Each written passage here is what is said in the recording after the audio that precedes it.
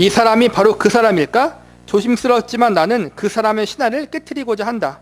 물론 하나님의 비밀한 섭리 속에서 하나님이 당신을 위해 고르신 꼭 맞은 사람이 있다. 그리고 당신이 꿈꾸던 그 사람을 만나면 그 사람 외에 그 어떠한 누구와도 함께하고 싶지 않을 것이다.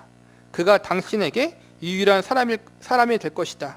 이 말이 매우 낭만적이지 않게 들릴 것이라는 것을 알지만 당신이 행복하게 결혼할 수 있는 사람이 이 지구상에 단 한 명밖에 없다는 생각은 하지 말라. 이 사람이 아니면 안 된다는 것은 없다라는 거예요. 당신은 당신의 퍼즐 조각과 꼭 맞은 단 하나의 퍼즐 조각을 찾는 것이 아니다. 이게 많은 싱글 그리스도인들이 빠지는 함정이에요.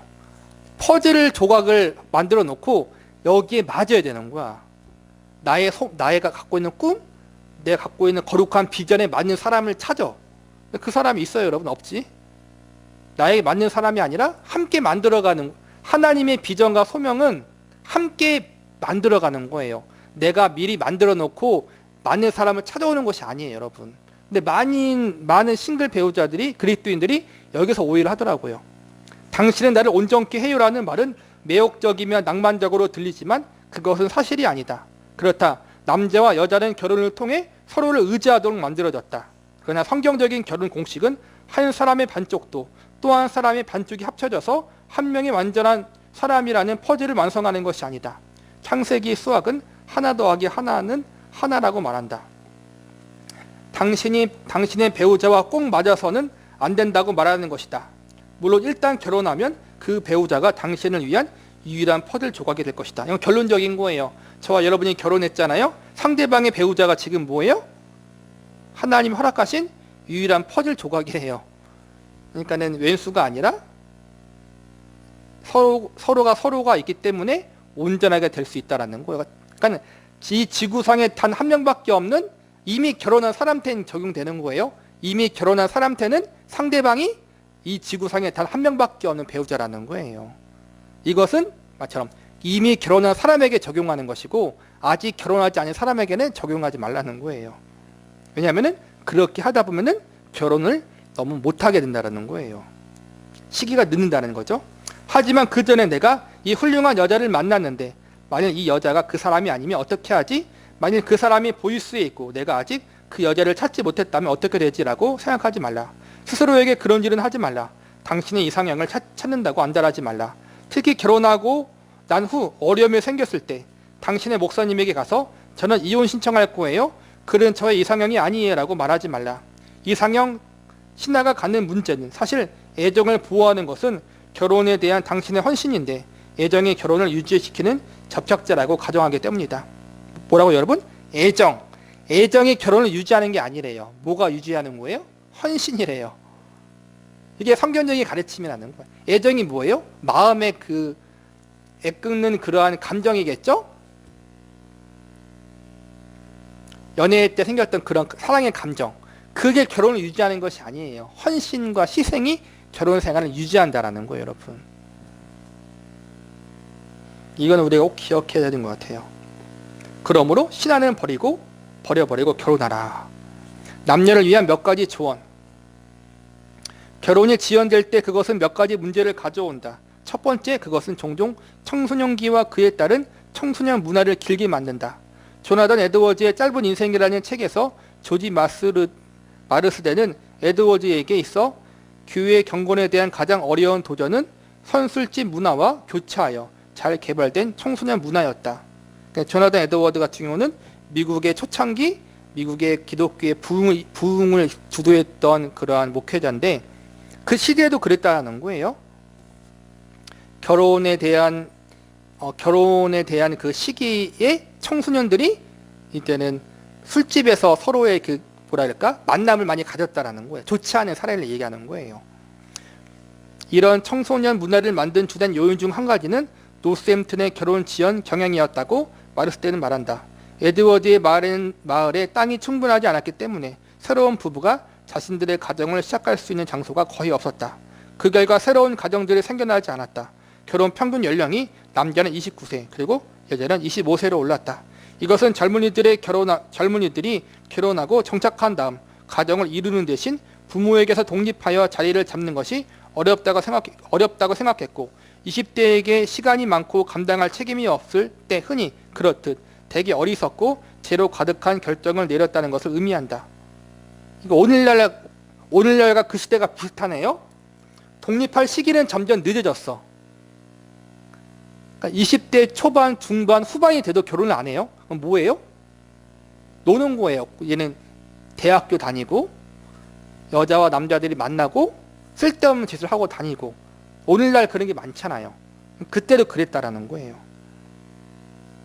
결혼이 지연될 때 생기는 또 하나의 문제. 그러니까 결혼이 지연될 때 생기는 문제가 성적인 문란함. 이 남자 저 남자 이 여자 저 여자 만나고 다니는 것. 원나잇이라 그러잖아요, 여러분. 그런 게 많다라는 거예요, 여러분. 그런 것들이 많아진다라는 거예요. 성적인 범죄, 도덕적인 타락, 윤리적인 타락. 죄를 많이 짓잖아요. 사실은 여러분 믿지 않는 사람들과 같이 있다 보면은 비교적으로 믿지 않는 친구들 같이 있다 보면 술 한잔 하게 되고 나이트클럽 가게 되고 여러분 그런 짓을 많이 했다라는 그때도 오늘날도 동일하다라는 거예요. 그러니까 결혼을 특별한 사유 없이 지연시키면은 죄를 지을 일이 많다라는 거예요. 이건 맞는 것 같아요, 정말로. 결혼을 지연될 때 생기는 또 하나의 문제는 경력 관련 결정의 복잡성으로 이것은 여성들에게 특별히 더 해당된다. 너무나 많은 훌륭한 그리스도인 여성이 공군년이 결혼해서 가정을 이루기를 바라면서도 자신들이 추구해야 하는 확신도 없는 경력을 쌓는 길로 미끄러져 들어가고 있다. 더 많이 배우고 싶고 더 많은 것을 경험하고 싶고 더 많은 것을 하고 싶어요. 남자들보다 여자가 그런 게 더 많다라는 거예요. 여자들은 보통 결혼하면은 이제는 가정에 헌신해야 할 부분들이 많잖아요. 특히 자녀를 낳으면 그러면 사회생활도 하지 못하고 내가 하고 싶은 것도 하지 못한다라는 거예요. 그것 때문에 결혼을 주저하게 된다라는 거예요. 나는 여성들은 집 밖에서 일할 수 없다거나 일을 잘해낼 수 있는 능력이 없다고 말하는 것이 아니다. 내가 못마땅한 것도 남자들이다. 젊은 여성들이 결혼이 당장 급한 것으로 여겨지지 않기 때문에 자신들의 경력을 쌓는 것을 추구하지만 젊은 남자들은 결혼을 미루고 욕정과 싸우고 직업 전선에서도 특별한 것도 하지 않으면서 방향성도 없이 삶을 살아가고 있다. 내가 교회에서 이 주제와 관련하여 말씀을 전했을 때 모임이 끝나고 많은 여성이 내게 찾아와서 목사님 말씀이 맞아요? 우리는 남자들이 뭔가 했으면 좋겠어요. 우리를 쫓아오든지 데이트를 신청하든지 했으면 좋겠어요. 우리도 결혼하고 싶어요. 하지만 남자들이 우선적으로 행동을 취해야 되죠 라고 말했다. 실상은 남자들이 생각이 없어요. 젊은 남자들이 직장은 다니지만 돈을 못 모아요. 그런 남자들이 많아요. 그래서 이건 뭔 얘기한 거 첫 번째 같은 경우는 결혼의 연령이 높아질수록 죄를 범할 수 있는 기회가 많아지고 두 번째는 안정적인 삶을 할 기회가 늦어진다는 거예요. 실제로 결혼을 해야지 삶이 안정되잖아요. 대부분 보면은 결혼이 늦어질수록 삶과 우리 그리스도인들은 신앙적인 부분에 대해서 안정적이 되기가 점점 늦어진다라는 거예요. 그리고 이 일에 대해 결혼하는 일에 대해서 남자들이 정말 그리스도인 남자들이 더 앞장서서 나가야 할 부분이 있다라는 거예요. 한편 여성들은 독신일 때 경력을 추구하면서 많은 빛을 지는 일이 비일비재하며 고급 학위를 얻는 것이 괜찮은 생각으로 들린다. 그런다면 그들은 28세에 결혼하고 가정을 시작하기를 원하지만 그때는 전문의 실습 기간의 마지막 해이며 그들은 지금까지 모든 훈련을 그만두고 헛되이 할 수가 없음을 깨닫는다. 게다가 그들은 학자금 대출 갚기 위해 적어도 5년은 일해야 될 것이다. 이것은 여성의사, 간호사, 그리고 사업가들을 비난하는 것이 아니다. 제발 오해가 없기를 바란다. 그것은 결혼이 지연되었기 때문에 그들의 삶이 훨씬 더 복잡해졌다는 것을 말한다. 젊은 여성은 학교를 마치고 빚을 다 갚을 때까지 결혼할 수 없다고 생각할 수 있을 것이다. 때때로 빚이 있는 부부나 젊은 직장인들은 결혼을 할 때 피임과 가족교회, 그리스도인들이 반대할 수 있는 어려운 결정들에 대한 그들의 결정은 벌써 답이 나와 있는 것처럼 보인다. 이것은 정말 어려운 상황이다. 너희에게 어려운 결정과 항의하기 힘든 파로치는 바다가 늘 있기 마련이다. 하지만 성장이 더 빨리 이루어지고 남자들이 31세가 아닌 21세의 결혼을 심각하게 생각한다면 이야기가 달라질 수 있을 것이다. 그러니까 이건 무슨 이야기냐면 21세에 결혼하라는 것이 아니라 결혼은 결혼을 하는 것이 좋다라는 거예요, 여러분. 근데 결혼이 늦어질수록 삶이 안정되기가 쉽지 않다라는 거예요. 동시에 그리고 신앙도 안정적으로 성숙하기가 힘들다라는 거예요, 여러분. 확실하게 총각이고 처녀일 때, 싱글일 때 싱글의 그리스도인들이 열정적인 건 있어요, 주님에 대한. 그런데 안정적이진 못해요, 여러분. 근데 이제는 결혼한 가정들은 좀 싱글보단 열정적인 부분에 대해서 좀 적을 수도 있지만 삶도 많이 안정되어지고 그만큼 신앙도 성숙하게 안정되어진다는 거예요. 그래서 개인을 위해서, 교회를 위해서, 그리고 하나님 나라를 위해서 결혼을 적당한 시기에 하는 것이 좋다라는 거예요. 결론은. 물론 나는 내가 속한 세대, 특히 남자들에게 심하게 말했다는 것을 알고 있다. 나 또한 남자다운 용기나 의사결정의 모델로서 이 글을 쓰는 것은 아니다. 또한 당신의 기분을 상하게 하려고 쓰는 것도 아니다. 비록 우리가 실수를 했어도, 아니면 지금 실수를 저지르고 있다고 하더라도 하나님은 무력한 사람들을 즐겨 도우신다. 하나님은 상심한 자들을 용서하시고 벌써 수십 번 실수한 사람들을 즐겨 용서하신다. 앞서서 이제는 이 저자 케빈 드영이 이제는 좋은 하나의 방안을 제시한 거예요. 그리스도인들이 어떻게 가정을 이루어야 할 것인지. 근데 우리는 이 케빈 드영이 이야기한 것처럼 하지 않았어요. 그렇죠? 우리들은 얼렁뚱땅, 좀 늦게, 그리고 성경적이지 않은 방법적인 부분들을 많이 행동을 함으로 결혼 생활을 좀 했죠, 우리가. 사실은. 그렇지만 너무 낙심하지 말라는 거예요. 우리가 돌아보면서 내 결혼 생활이 실패한 것은 아닌가, 내가 잘못 만난 것은 아닌가, 또 그런 생각을 많이 하잖아요. 내가 더 기도하고 만났어야 되는데. 그런 후회 아닌 후회도 할 때가 있어요. 그런데 다행인 것은 뭐예요? 그럼에도 불구하고 하나님이 이 모든 것을 합력하여 선을 이루어 주실 거라는 거예요. 성령은 우리의 연약함보다 더 강하시고 우리의 미련함보다 더 지혜로우시다. 하지만 포기하고 하나님이 하시게 하는 대신에 우리 믿음 안에서 자라도록 모든 노력을 다해야 한다. 이것은 비단 싱글들만 이야기하는 것이 아니라 아까 말한 것처럼 이미 결혼 생활한 사람, 이미 결혼한 부부들은 아까 말한 것처럼 부부들은 쉬워요. 내 배우자가 이 지구상에 단 하나밖에 없는 배우자예요, 여러분. 그렇기 때문에 서로에 대해서 희생과 헌신으로 하나가 되게 힘써야 되고, 또 이를 위해서 정말 하나님을 의지하면서 함께 하나가 되기에 정말 애를 쓰고 노력하는 우리들이 되어야 하는 거예요. 마지막이에요. 내가 할 수 있는 것은 무엇인가?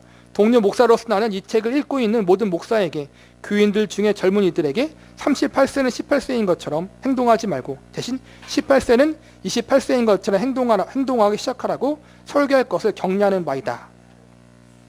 그러니까 성숙하게 행동하길 바란다라는 거예요. 성숙하게, 진중하게, 성숙하게. 그리고 나이 든 그리스도인들에게 안정적이고 신실한 책임의 본을 보일 것을 격려하는 바이다. 그리스도 중심의 일관성과 하나님의 영광을 위해 위험한 결정을 내리는 것에 모범을 보이라. 다른 모든 사람과 마찬가지로 실패했을 때나 당신이 보여주고 싶은 좋은 본보기에 부응하기 위해 분투하는 영역들에 대해 정직함을 보이라. 여성들에게는 자신들이 25세이며 독신일 때 35세에 결혼하고 언젠가 자녀를 갖게 되기를 희망하면서 그들이 내리는 결정의 장기적인 의미를 고려할 것을 격려하는 바이다. 그러니까 너무 결혼 생활을 늦게 하려고 하는 사람들에게는 한 번 더 당부를 하라는 거예요. 너무 늦게 가지 말라고. 마지막으로 이 책을 읽고 있는 남자들에게 지혜를 구할 것과 직업을 구하고 결혼할 것을 권고하는 바이다. 그리고 그것을 조만간에 하도록 하라. 그렇게 하는 것은 당신의 성화에 좋을 것이며 순결에 좋을 것이며 교회에 좋을 것이며 저 밖에는 당신의 아내가 될 경고하는 여성에게 좋을 것이다. 그리고 나의 신부가 나에게 그랬던 것처럼 저 밖에 그녀는 아마도 벌써 당신이 바라는 것보다 더 나은 사람일 것이다. 결론적으로 이야기하자면은 아까 말했네요. 내 순결을 위해서, 성적인 죄를 짓지 않기 위해서, 그리고 성화를 위해서. 확실히 여러분, 아무리 싱글이 믿음이 좋아도 여러분, 경건한 가정의 부부하고 물론 비교할 건 아니지만 깊이는 분명히 달라요, 여러분. 경건한 부부가 갖고 있는 믿음의 경건함과 깊이, 싱글의 깊이는 분명히 다르다는 거예요. 왜요? 싱글은 혼자 잘하면 돼요. 근데 가정은 뭐예요? 혼자 잘한다고 되지 않거든요.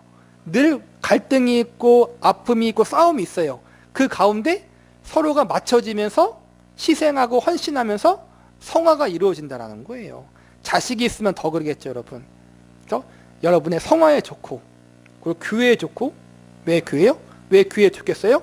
삶이 안정되어지고 신앙이 안정되어지고 성숙해지기 때문에 교회를 좋고, 그 다음에 우리에게, 나 자신에게도 좋고.